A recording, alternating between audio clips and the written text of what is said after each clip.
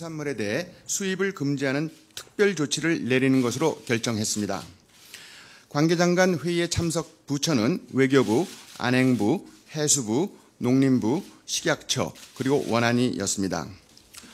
지금까지는 후쿠시마 주변 8개 현의 50개 수산물에 대해 수입을 금지해 왔으나 이번 조치로 이 지역의 수산물은 방사능 오염과 상관없이 국내 유통이 전면 금지됩니다. 이번 조치는 최근 후쿠시마 원전 사고 현장에서 매일 수백 톤의 오염수가 바다로 흘러 들어가는 것에 대한 국민 우려가 매우 커졌고 앞으로 일본에서의 사태가 어떻게 진전될지 불확실하며 일본 정부가 지금까지 제공한 자료만으로는 향후 사태를 정확히 예측하기 어렵다는 정부의 판단에 따른 것입니다. 정부는 또 후쿠시마 주변 8개 현 이외 지역의 일본산 수산물, 축산물도 포함이 되겠습니다. 이 부분에 대해서도 세슘이 미량이라도 검출되면 스트론튬 및 플루토늄 등 기타 핵종에 대한 검사 증명서를 추가로 요구하기로 했습니다. 이는 방사능에 조금이라도 오염된 수산물 수입을 사실상 원천적으로 봉쇄한다는 효과가 있겠습니다. 이와 함께 일본 정부의 최근 후쿠시마 원전 방사능 오염수 유출 상황 등에 대해 신속하고 정확한 정보를 제공해달라고 거듭 촉구 중에 있습니다. 정부는 국내산 식품에 대한 방사능 검사 기준도 강화해 현재 적용되고 있는 세슘 기준 370BQ, 즉 100크렐을 일본산 식품 적용 기준인 100베크렐으로 적용해서 일본산 수산물이 국내산으로 둔갑하여 유통되는 것을 원천적으로 차단하기로 했습니다. 한편 정홍원 국무총리는 추석 명절을 앞둔 6일 오후, 오늘 오후 노량진 수상시장을 방문해 수산물의 안전을 직접 점검하고 관련 상인들을 격려할 예정입니다. 이상입니다. 감사합니다. 이어서 해수부 차관과 식약처장께서 질의응답을 갖도록 하겠습니다. 질문하실 기자분들께서는 손을 들어주시고 소속과 이름을 말씀하여 주시기 바랍니다.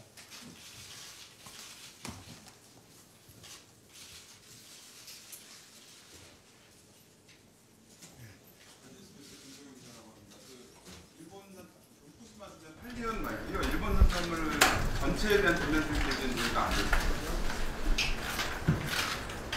지금 현재는 과학적인 측면을 고려해가지고 기존에 이제 8개 현에서 기준치 이상이 나오는 수산물만 수입을 금지했었는데 그 인근 지역이 가장 그 오염의 위험성이 높다고 판단을 해서 8개 현의 모든 수산물만 수입 금지하도록 그렇게 결정을 했습니다.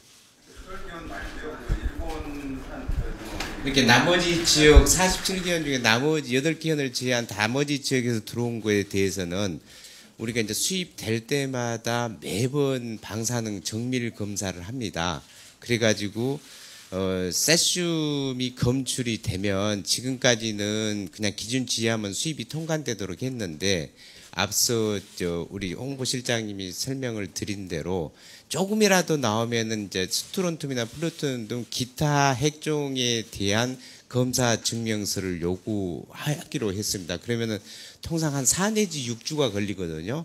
그렇게 해서 사실상 수입이 되지 않도록 미량이라도 검출된 농수산물 및 식품들은 모두 수입이 되지 않도록 하는 효과를 가져오도록 조치했습니다.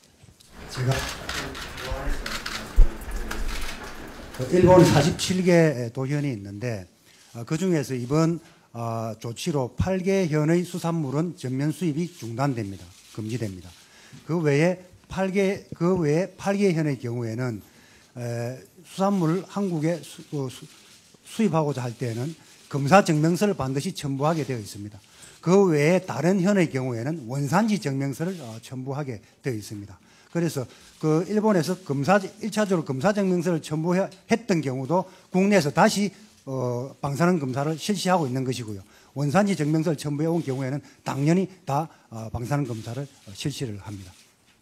롯데통신의 조미영 기자입니다. 지금 현재 그럼 8개 현에서 일본 후쿠시마를 포함한 8개 현에서 수입되고 있는 수산물의 양이 어느 정도 되는지 알고 싶습니다. 지난 2012년 기준으로 8개 현에서 수입된 양이 5,000톤입니다. 그래서 우리가 지난해에 일본으로부터 수입된 수산물 총량이 4만 톤이기 때문에 약 15%가량의 수산물 수입이 중단되게 됩니다.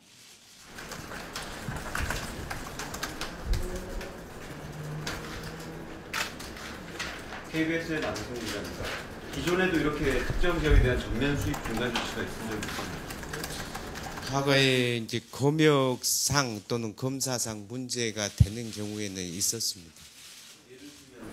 예를 들면 이제 뭐 예전에 이제 케이스는 다른 케이스지만 뭐 강호병이라든지 AI라든지 구제역이 발생한 나라들로부터는 수입이 전면 금지되는 경우가 있었죠.